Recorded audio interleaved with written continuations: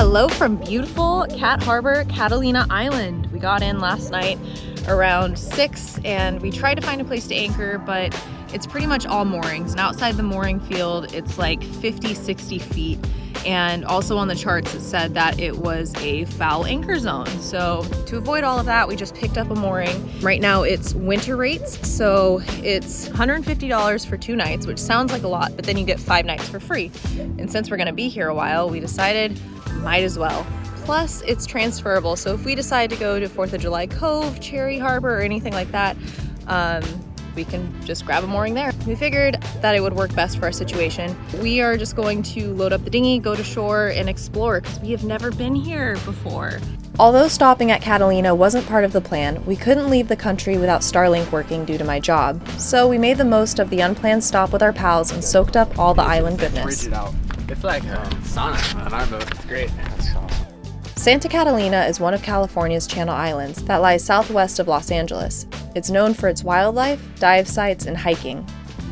Catalina Harbor is one of the harbors near the small resort town of Two Harbors, where we snagged a mooring. The other harbor across the way is the Isthmus Cove, where the Catalina Express ferry docks in the summer season. These two coves are back-to-back with a half-mile wide isthmus between them. In the off-season, the isthmus is lightly reminiscent of our beloved Santa Cruz Island, especially in contrast to the hustle and bustle of the city of Avalon, located on the southeast side. Although there is some infrastructure, a bar, restaurant, laundry facilities, restrooms, and kayak rentals, the buildings are mostly inhabited by only a few full-time residents and, of course, the ghosts during the winter months, leaving a somewhat eerie feeling. As the only ones in the bar, we made use of the pool table and, of course, ordered a buffalo milk. A must-have when visiting Catalina.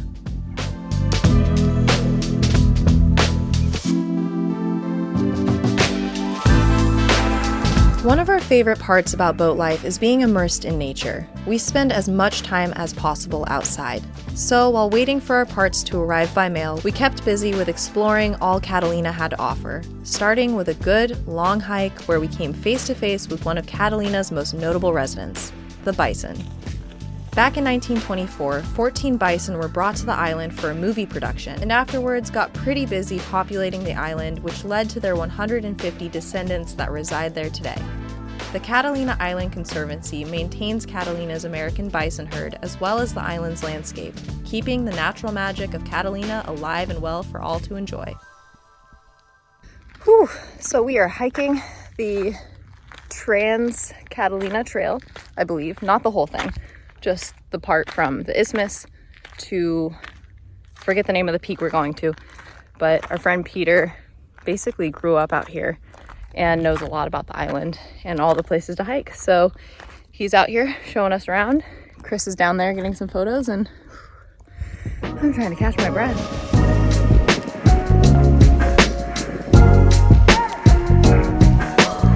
With the recent rains, the island was painted in a bright green with pops of colorful wildflowers. As we came to the top of the peak, we were greeted with the infinite view of the ocean to the west and a silhouette of the mainland to the east. We have Cheoy Cove underneath us, 4th of July to the right, Halland's Landing to our left, and Emerald Bay past that just a ways. None of them are anchorages anymore, really. They're all owned by private mooring companies. We talk about our last experience at Emerald Bay. You might be thinking, those rocks back there look a little familiar. If you read the articles that I published or you watched our YouTube video from the last trip to Catalina Island, you'll remember that those rocks almost ruined our life. We woke up at 3 a.m. and our boat was about like 1 boat length away. 20-mile long fetch. It was like 4 foot, maybe 6 foot chop by the time it got to us. Chris ran to the bow, pulled up the anchor, totally shirtless, in his boxers, just getting drenched. I thought he was gonna go overboard. I was at the helm, like keeping us away from the rock, and it was nuts. But the hike up here wasn't that bad. Done worse, but the views are worth it. Why you don't anchor in Emerald Bay? Yeah. Pick up a mooring. After our long hike, we returned to Avocet to put our freshly installed water maker to the test.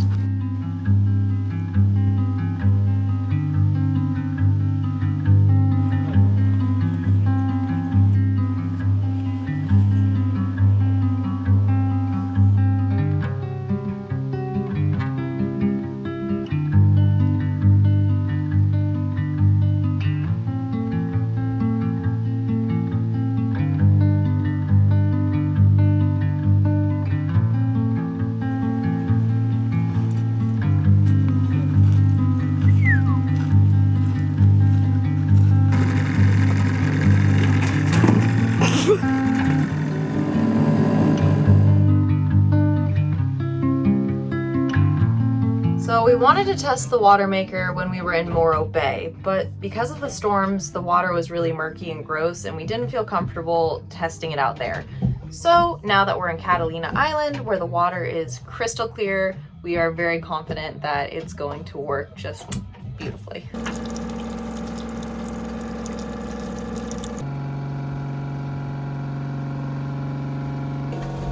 Working? So the water maker's on and it's not as loud as we thought it would be, which is not yet at least.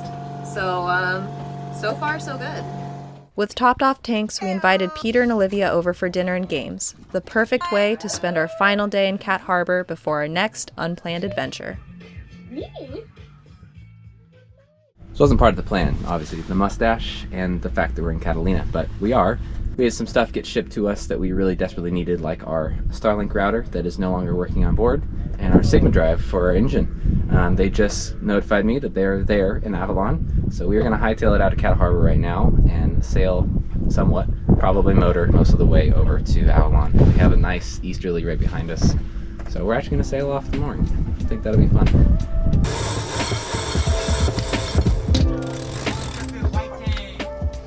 I'm gonna eat it. And yeah, we're just sailing away, taking this beautiful easterly right behind us and doing, shoot, 4 or 5 knots right out of the harbor. Wow, it is a beautiful freaking day. Holy crap. It's a little dark in front of us, but wow, it's pretty. Jeepers. Jeepers. Isn't it crazy to look up that mountain and be like, whoa, we almost hiked to the very top. We hiked all the way up that darn thing. That is a lot bigger than I thought. Oh, look at that big old Jenny. B.O.G. baby. There's nothing better than sailing off your anchor or mooring. Nothing better. Pristine. Alright, coming over. Coming down. We're sailing. There, actually.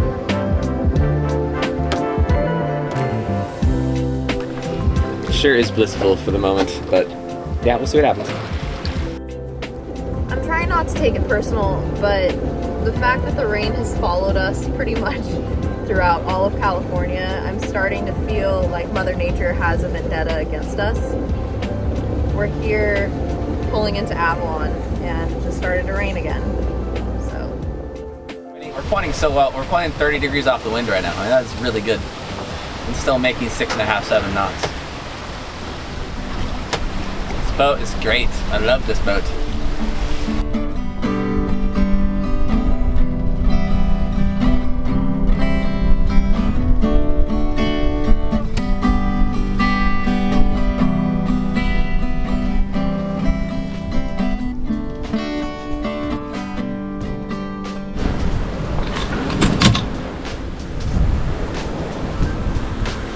I love sailing. about to round the corner and head into Avalon. It's been a beautiful day of sailing, a little bit cold, but we were anticipating a motor fest, so this is a pleasant surprise. It's still going a consistent 10-15 knots. And our friend Peter is way the heck over there because he made the executive decision to take his course deep into the west. We're pretty stoked on our course. We're about to cross Peter's course right now, so if this was a race and there's two boats, which means it is a race, I think we're winning. Let's see who shows up to Avalon first. Yeah, we'll see who grabs the first mooring ball.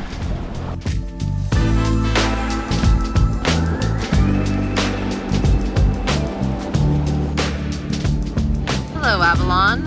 Long time no see. So we got all the way here. We're here, and it's a washing machine. Just to get that damn package. Hopefully it doesn't get worse tonight. What are you gonna do? We're currently waiting outside of the harbor entrance in the rain so Harbor Patrol can show us which mooring ball we're going to. But apparently they're in the middle of a shift change and can't get to us right now. So here we are, waiting patiently.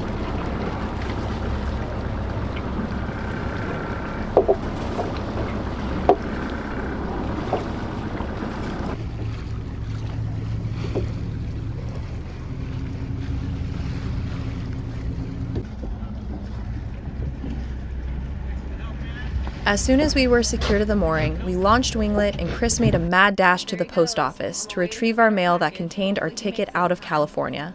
Or so we thought. Alright, we got our package. It was a long, very long day to get this thing, but it's here. I am just really hoping that it fixes our internet problem. Shout out to our friends Mitch and Quincy. They are the real MVPs. I cannot thank them enough for everything they did. So in this box we have a few things. A couple things are actually for Peter too, but there should be. Oh, it's on there. Sweet.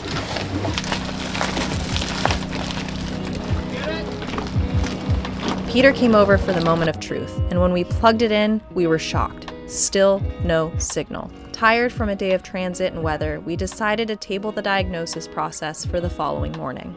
The Santa Ana wind event came and went, bringing 2 to 4 foot wind-blown chop into the mooring field. We rocked and rolled and abandoned ship as soon as the sun came up to wait out the sea state before returning to troubleshoot our Starlink issues. After a lovely breakfast and computer work session at Catalina Coffee and Cookie Company, we made our way back to Avocet. So we have a faulty inverter that's outputting a wide range of frequency on the AC side that's causing a malfunction in certain sensitive electronics. So we should be getting a solid 60 hertz out of this inverter to replicate the power grid and like what you would have in your house, and what it's doing is fluctuating high and low all over the place, letting anything that's directly powered off this not function properly. Fortunately, Peter's mom was planning on visiting the next day, and we had just enough time to ship an inverter to her so she could bring it to us on the island. Since it was extremely short notice, we could only get a 500 VA Victron inverter in time, but it would at least suffice to run our Starlink and charge our laptops safely, which were our 2 main points of concern. We slept better that night, having thought the issue was resolved, but of course, it was not. Peter's mom arrived by ferry the next morning with boat parts in hand for her cruising son and his friends, but not before the unthinkable happened. It was 8 a.m. and I was peacefully drinking my coffee in the cockpit when Peter came over to say hello. He had just dropped Olivia off on shore so she could get some work done, and was on his way back to Kessel when he decided to check in on us. After a quick chat, he got word that his mom arrived and had just pushed off from Avocet when he dropped his phone in the drink. It was this little incident that sent Olivia back to the mainland for a new phone and would subsequently save our asses, but we'll get to that in a moment. Within an hour, Peter's mom was aboard Avocet with our inverter in hand. We all stood by hoping for the best, but once again, were met with the worst. We still weren't seeing a stable connection. It had to be our dish, perhaps faulty upon arrival or even damaged by the weeks of rain or the potential surge in Morro Bay. Regardless, we were feeling SOL again and stuck in California for the foreseeable future. Luckily, Peter wasn't going to let us fall behind on our Mexico plans any further and quickly took over as project manager. We have 3 options, 2 of which are similar, 1 is very different. Now, option number 1, Bethany, who I cannot get a hold of, goes and gets Mitch and Quincy's Starlink dish tonight, gets it to you to bring back tomorrow. Option 2 is you drive to Ventura tomorrow. It's a 2.5 hour drive round trip. You get their dish, get back on the ferry, come back. Chris could also get on a ferry right now, but he doesn't have a car, and I don't think we have an extra for him.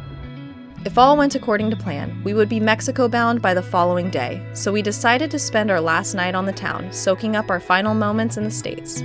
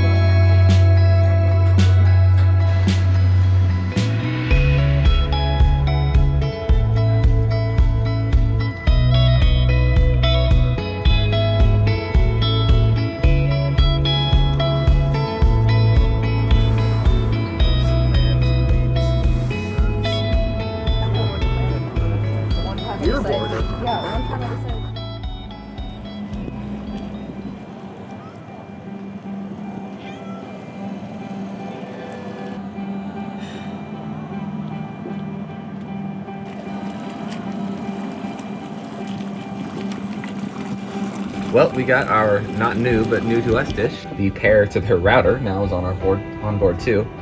And I'm gonna go plug it in and hopefully it works.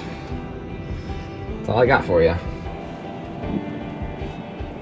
With Mitch and Quincy's dish, we set up all the components and plugged them in, finally seeing the results we were after. It's facing the right direction too.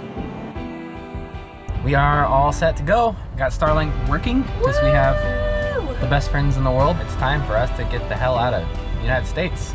Weird. So we are ready to go. I'm gonna start the engine and get out of here. After years of dreaming, months of scheming, and weeks of uncertainty, we pointed Avocet's bow south and set our course for Ensenada, Mexico.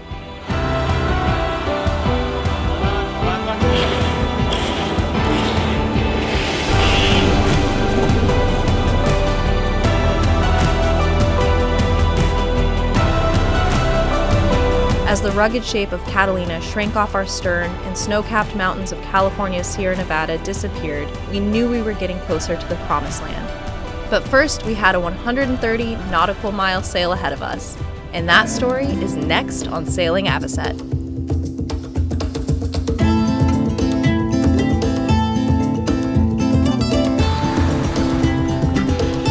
Feels cold. How? We're in frickin' Mexico!